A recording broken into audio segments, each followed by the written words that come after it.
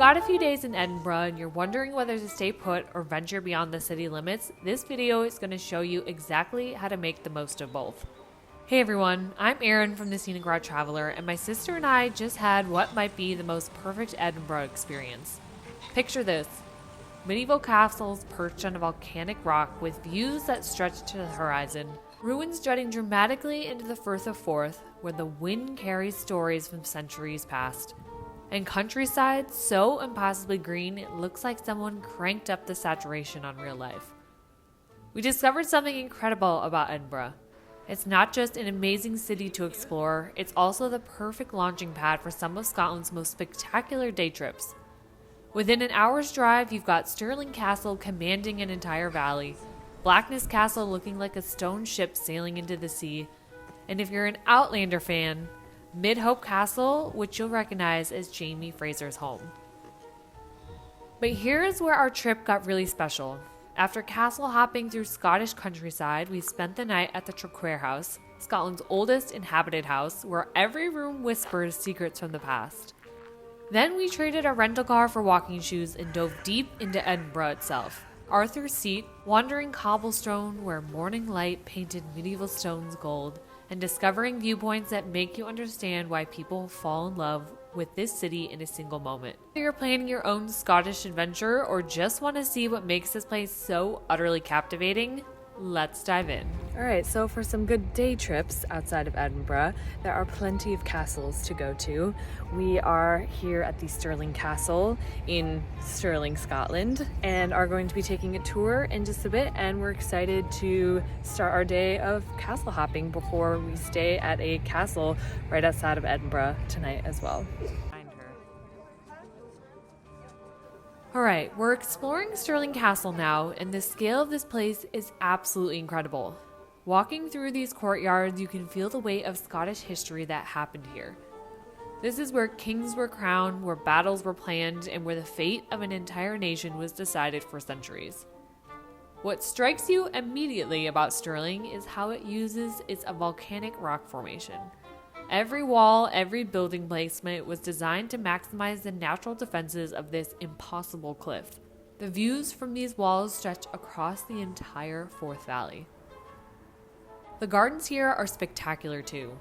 These Renaissance-style terraces were designed to impress visiting dignitaries, and walking through them with the castle rising above you feels like stepping into a royal fairy tale.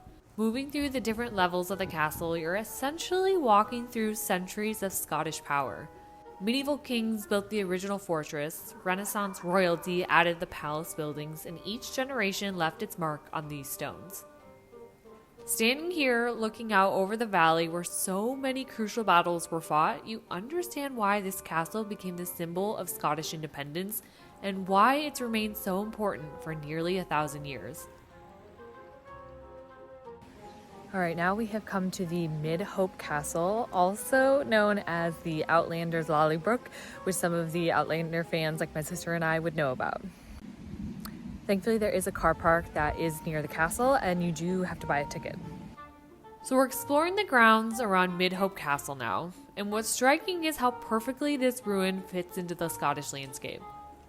The castle itself dates back to the 15th century, and you can see why the Outlander location scouts chose this spot.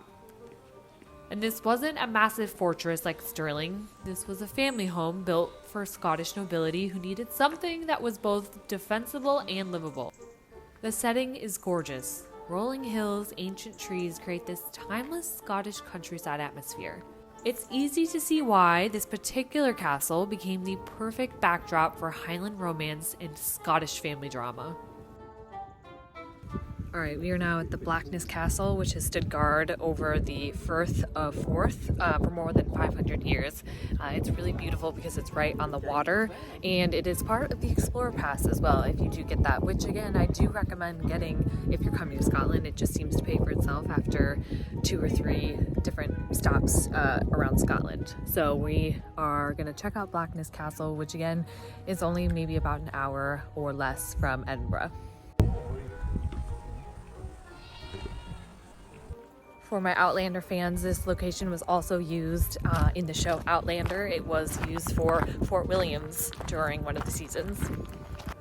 Next stop, Blackness Castle, and this might be the most dramatically located castle we've visited yet.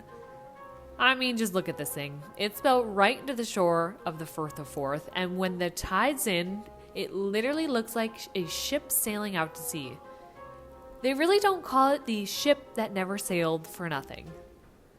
This place has played every role you can imagine. Royal castle, artillery fortress, prison, and even again an Outlander filming location, if you caught it in season 1. And what's incredible is how well preserved it is for something built in the 1440s. You can climb right up into the ramparts, and the views across to the Forth bridges are spectacular. The castle's layout is completely unique. Instead of the typical square keep, it follows the shape of this rocky outcrop it's built on. From Edinburgh, there are many other castles and manors that we didn't even have time to get to that you can do. Again, it probably is going to be a lot easier to have a car to do this, so if you want to rent one for a day or two, maybe stay the night at one of these towns near some of these castles, but it's great options if you're coming to Scotland or Edinburgh as well.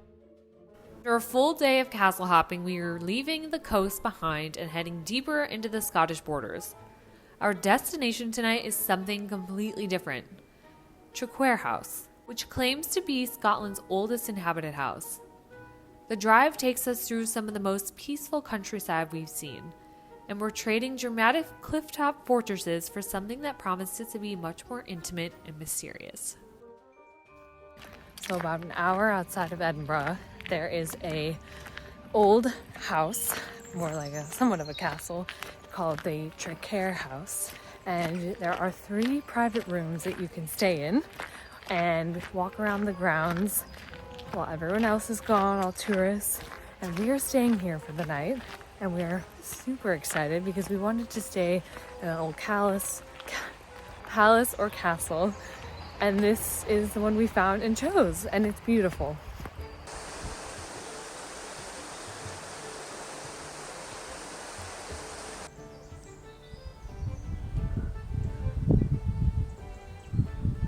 It is a pretty cool thing to be able to walk up to your own castle for the night. We went out and got takeaway at the nearest town and are now back at our palace for the night and are going to enjoy our takeaway.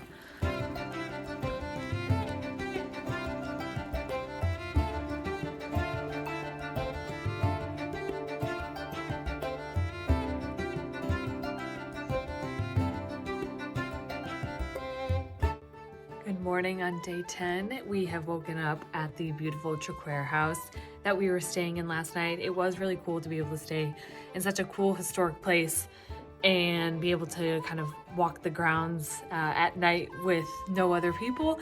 It kind of felt really special to have that. So we now are headed to Edinburgh.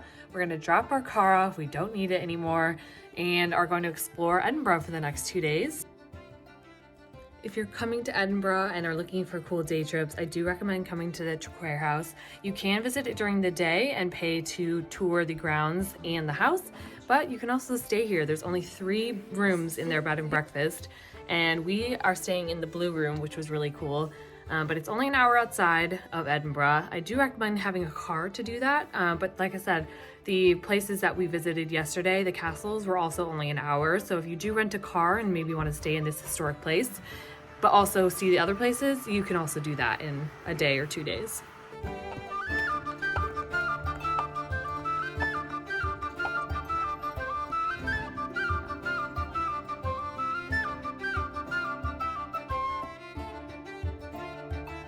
We've officially dropped off our rental car and are going to be exploring the city for the next 2 days. We're hoping that the rain stays away, or at least long enough for us to explore and can rain when we're doing indoor things. The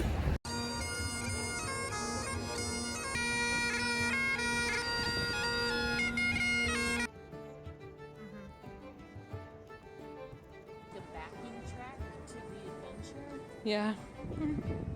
Our plan for Edinburgh is kind of just check out some of the different areas and wander around, wander into different shops and restaurants, and enjoy while it's not raining.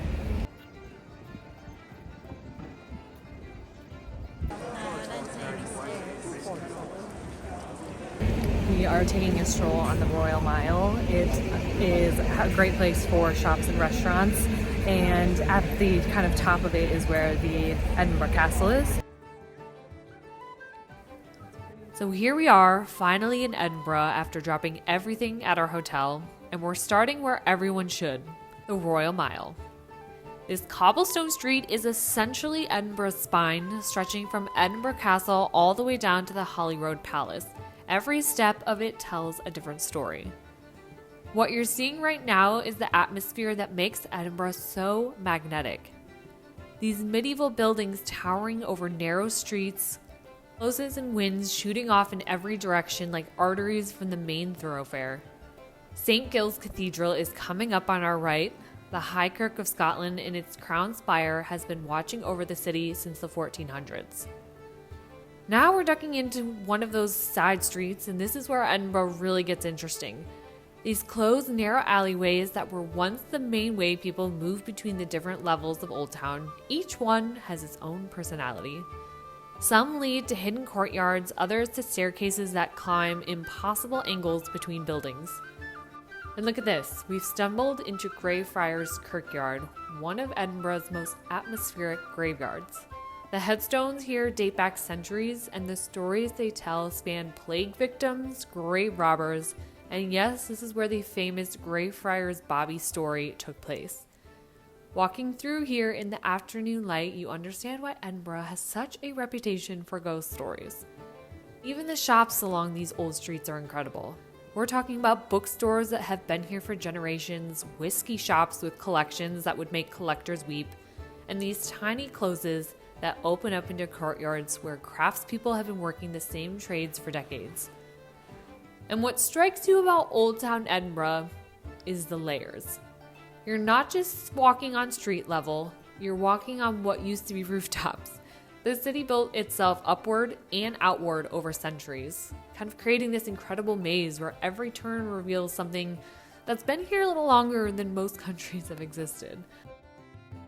All right, now we're walking through the Princess Street Gardens, which also is right below the Edinburgh Castle, so it is really pretty. And there's also the Ross Fountain behind me, so I recommend coming here just for kind of a quiet walk during your time in Edinburgh. We're now making our way down to Princess Street Gardens, and the contrast is incredible. You can see the medieval maze of Old Town to its perfectly manicured green space with the Edinburgh Castle looming above us. The Ross Fountain here is an elaborate Victorian masterpiece, and seeing it with the castle backdrop makes you understand why Edinburgh is considered one of the more beautiful cities. We've now made our way to Dean Village, and timing it for the blue hour was absolutely worth it. This hidden village feels like discovering a secret.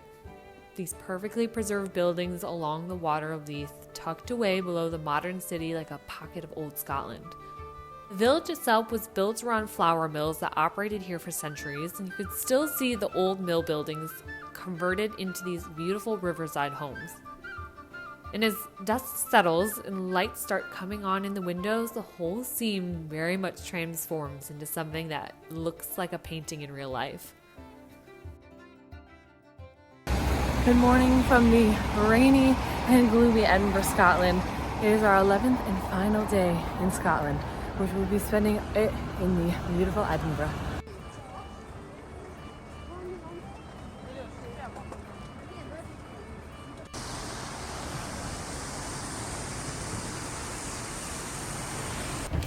I am up bright and early today to be able to explore Edinburgh a little bit without the crowds and see some of the most iconic and beautiful areas.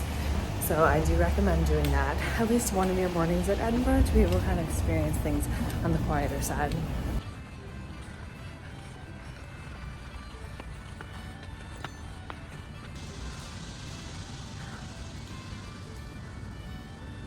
I'm now on the famous Victoria Street that was built in the 1800s and is iconic in so many ways, and is really beautiful. And I'm here at sunrise and there's hardly anyone here, so I definitely recommend coming early to be able to experience this when it's a little quieter. I'm standing on Victoria Street now, this curved cobblestone street with its cascade of colorful shop fronts, and this gloomy Scottish morning is creating the most incredible atmosphere. The buildings tumble down like winding pathway, like something pulled from a fairy tale, all vibrant facades and medieval charm. Built in the 1830s to connect the Royal Mile to the Grass Market, the street curves dramatically following Edinburgh's volcanic landscape. The buildings leaned into each other like old friends sharing secrets, with deep reds, golden yellows, and forest greens that pop against the overcast sky. The morning mist clings to the colorful facades, and each shop window glows softly in the early light. This moody Scottish weather transforms these ancient stones into something magical. This is Edinburgh at its most enchanting, when low clouds and gray light make every street look like it was designed by someone who believed in wizards and ancient spells. I'm now at the Vennel staircase, or the iconic Vennel viewpoint in Edinburgh. It really is beautiful to come up the stairs and get a photo of the Edinburgh Castle and some of the just really beautiful old streets. So if you're able to make the stairs up, I recommend it.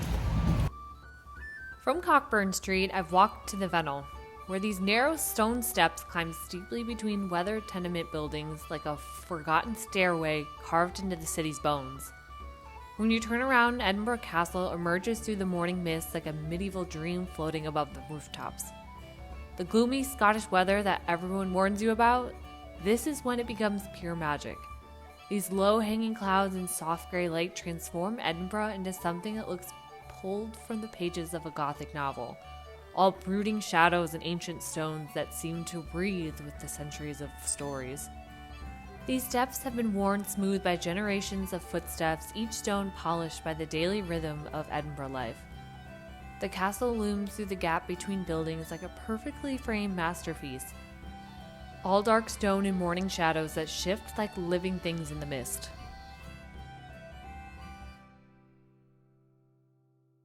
I am back exploring with my sister after I spent the early mornings walking around and taking photos, and now we're headed back into kind of the old town, I forget the name specifically, to do a few museums and go into a few shops. And then I think I'm going to do Arthur's Seat and walk up that while my sister does one of the museums she really wants to do. Now it's mid-morning and we're back to explore this section of the Royal Mile we missed yesterday. The lower part that stretches toward Holyrood Palace on the other side of the Edinburgh Castle.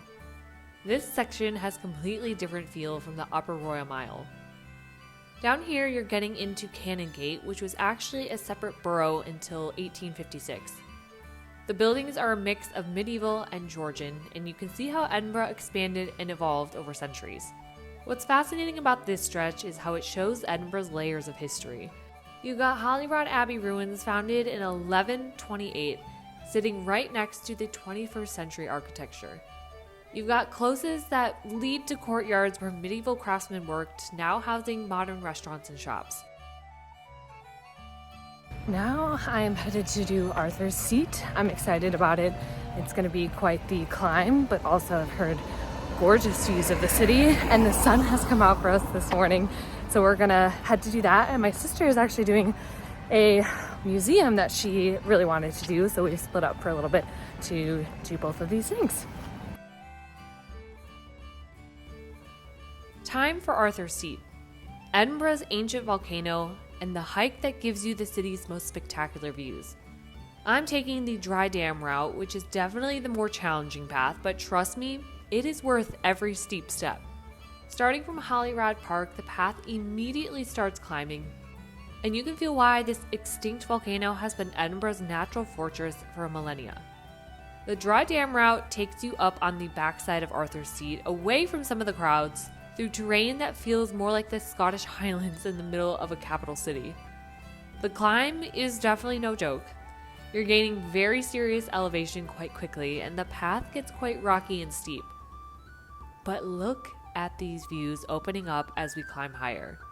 You can see the Forth Bridges in the distance, the old town spreading out below us, and on a clear day like today, you can see all the way to the Pentland Hills. Now we're at the summit, 251 meters above sea level, and this view is absolutely incredible. Edinburgh looks like a medieval city that someone placed perfectly in a natural amphitheater. A review of Arthur's Seat is that it's a really cool view at the top, but to get up there it is quite the elevation gain, and it is quite muddy, which I'm guessing it usually is always like that. So keep that in mind and come with shoes that have good grip, or you might be slipping around a little bit, but it is cool at the top. There's also a few different trails along this part as well, so if you don't want to do Arthur's Seat because it's really muddy or if there's a lot of people, there are other paths and trails you can do. After the Arthur's Seat hike, we had our reserved time slot for Edinburgh Castle. And after visiting all these other Scottish castles, I was curious to see how the country's most famous fortress would measure up. The castle complex unfolds like chapters in an epic. Each courtyard reveals another layer of Scotland's tempestuous history. Cannon stand sentinel over ramparts when the bones of the earth meet the ambitions of kings, and every stone seems to pulse from the echoes of coronations, sieges, and the dreams of a nation that refused to bow. Standing on the battlements, Edinburgh spreads below like a medieval tapestry woven from volcanic stone and human ambition. When the 1 o'clock gunfire fires, its thunder rolls across the city like a heartbeat of Scotland itself. A daily reminder that this castle breathes with living history, where the ghosts of Mary Queen of Scots and John Knox still seem to walk these windswept stones. Our time in Edinburgh is coming to an end, and it's been everything my sister and I had hoped for, and then some. From castle hopping day trips that showed us Scotland's dramatic countryside, to spending the night in a house that's older than most countries, to exploring Edinburgh itself from sunrise to sunset. Edinburgh isn't just beautiful, though those views from Arthur's Seat and those medieval closes definitely are. It's not just historic, though walking where Mary Queen of Scots walked does give you chills. What makes Edinburgh special is how it makes you feel connected to something larger than yourself, to stories that have been unfolding for over thousands of years, to a culture that's both ancient and vibrantly alive. So if you're planning your own Scottish adventure, I can't recommend this approach enough. Use Edinburgh as your base, explore the incredible castles and countryside within day trip distance, then deep dive into the city itself. Scotland will surprise you, challenge you, and probably steal a piece of your heart in the process. So thank you so much for watching today's video. If you liked it, give it a thumbs up and subscribe for more travel videos. Thanks for watching, and happy travels.